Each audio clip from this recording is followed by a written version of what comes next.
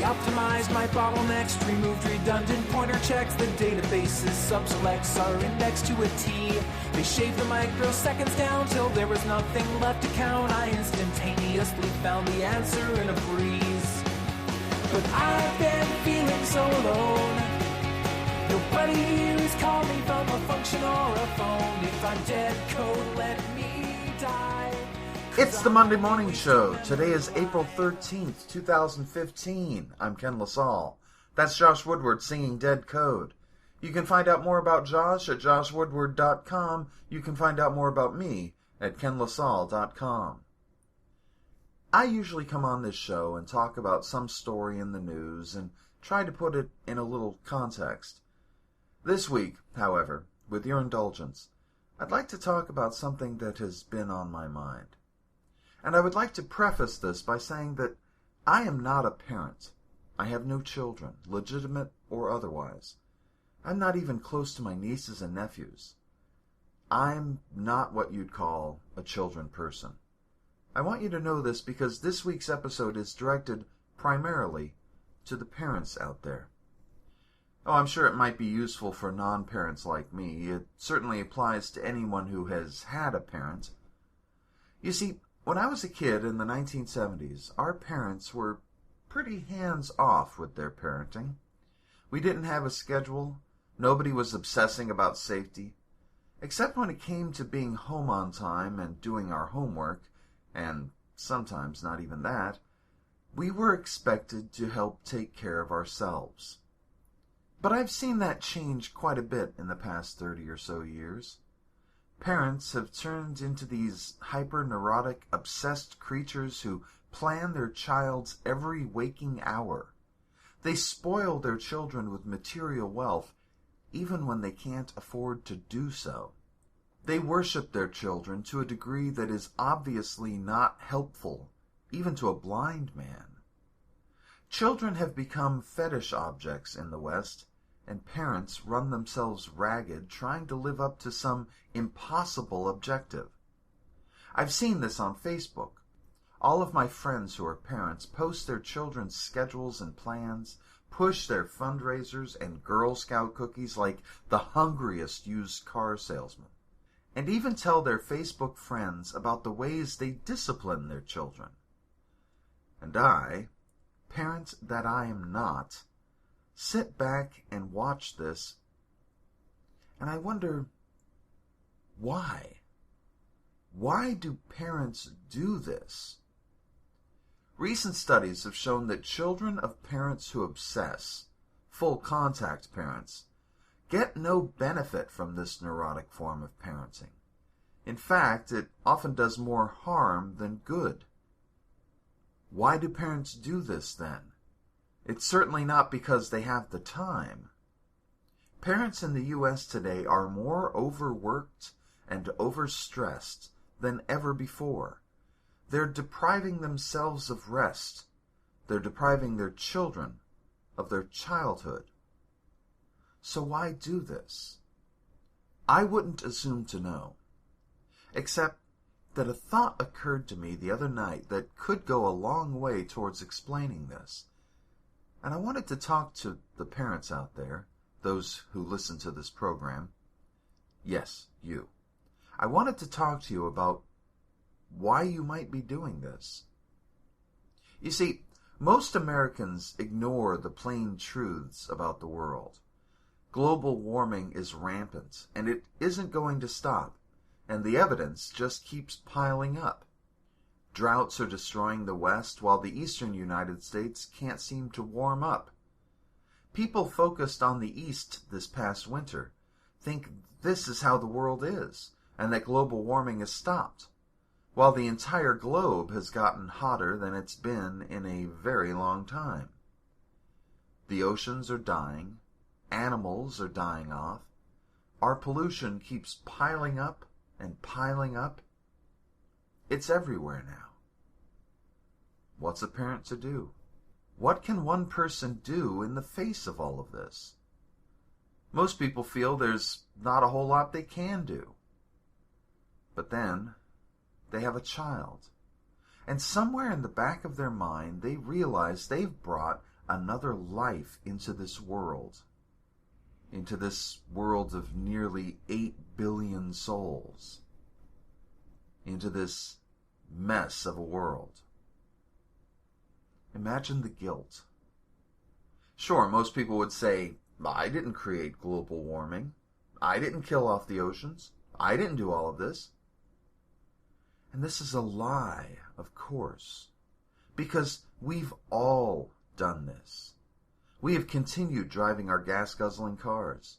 We create mounds of pollution and use up our planet like it's going out of style. Yes, we did this. And I think the only way a parent can think of making it up to their kids is with this neurotic, obsessive behavior. And I'm not sure it's a conscious act at all. I think it's the only choice parents feel they have. They believe they can't fix the world, so they obsess over their child's safety in the playground or whether they ate a peanut, and on and on. It's rampant. It's unavoidable.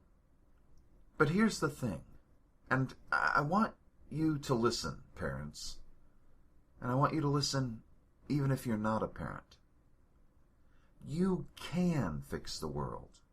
You can make the world a better place. Your actions have meaning. They have consequences. It may be easier to schedule every hour of your child's day if you're a parent. It may be easier to obsess about other things if you're not. But the only thing that will make this world truly a better place is if you start working towards making this world a better place. For your children, for your loved ones, for us all. Listen, I sympathize, you know? And that's why my wife and I recycle. And that's why we don't use plastic bags. And that's why we show kindness and behave ethically and help wherever we can. It's not because we think we're better than you. Okay, we're better than those parents we see at the grocery store who buy up tons of plastic, have their groceries put in plastic bags, all the while complaining about how tough it is to have kids. We're better than those assholes.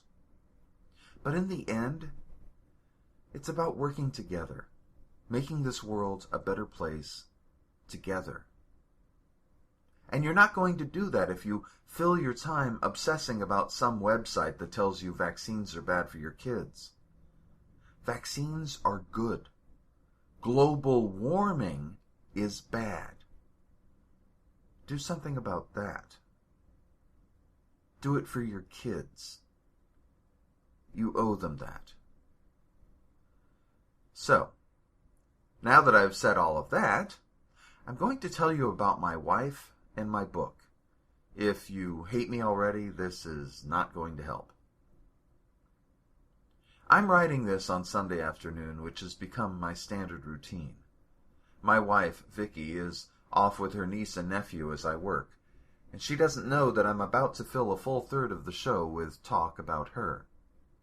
That's right. This week, Vicky is my cool thing for the week. Why am I making my wife the cool thing for the week? Because I want to tell you about her. She's the coolest person I know. In many ways, she's my inspiration. Oh, I won't kid you. She's a control freak. She's cranky. She's far too judgmental. But you'll never meet a person more ethical, more willing to help others. When she says she's going to do something, most of the time, she does. She is loving to a fault, incredibly funny, smarter than I'll ever be. The thing is, I love her just a whole bunch. Vicky's birthday is tomorrow, and unless my memory fails me, she'll be turning about 29 or so. There's not a whole lot I can give to Vicky. If my book sold a bit more and I had, hold on, shoot, what's that thing called? Oh, right, money. If I had money, I would certainly show Vicky a much better birthday. As it stands, her birthday hasn't exactly been memorable, but I'm aiming at making it relaxing. Neither of us had been down to Laguna Beach in quite a few years, so I kidnapped her yesterday for an afternoon with French food and a little bit of shopping. We couldn't stay too long because we have an old dog who needs looking after, and we needed to get back to her. We spent the night with Chinese food delivery, some cake and ice cream, and the James Bond film For Your Eyes Only. Turns out, that is not a really good film. But we mocked it, so that was fun. Today's episode is coming out on her birthday, and if you'll indulge me for a moment, I'd like to say a few words just for her. Happy birthday, my love. You should be proud of yourself for the person you've become and the person you're becoming. Just look at all you've achieved. You really are an inspiration. Mind you, you probably won't listen to this until August or something. You're really not very good at keeping up with these podcasts. But when you do, I want you to know I love you. Well, I mean, I loved you back in April. I probably love you in August, too, and unless you did something to make me not love you. Oh, God, what did you do this time? Anyway, happy birthday. Today's episode is brought to you by my novel, The Wrong Magic, available in ebook and paperback. The reason I mention The Wrong Magic today is because I received one of the nicest reviews for this book from someone I've never met before. Few things for a writer top great reviews from complete strangers. And here's what it said. Alex Petroia is a man going through life just making the motions. He cares for little beyond repairing bikes, and is content with what he calls life. Until one day he comes home from a ride and finds his wife Stephanie in the arms of Martin, her boss, announcing she's leaving him. Totally flummoxed, Alex returns to his late parents' home, a place he always hated because it seemed to suck the life out of him. In the process of finding himself, he encounters a bunch of Stephanie's unfinished stories, and for reasons he doesn't understand, decides that he must finish them. That's when the magic begins. The Wrong Magic by Ken LaSalle follows Alex and Stephanie as they endure the sometimes painful process of finding themselves. But first, they must find and understand the magic, the right magic. LaSalle's handling of this hard-to-classify story is masterful. He takes us from Alex's sometimes fumbling attempts to develop something akin to human emotions to Stephanie's efforts to decide with whom she wants to spend her life.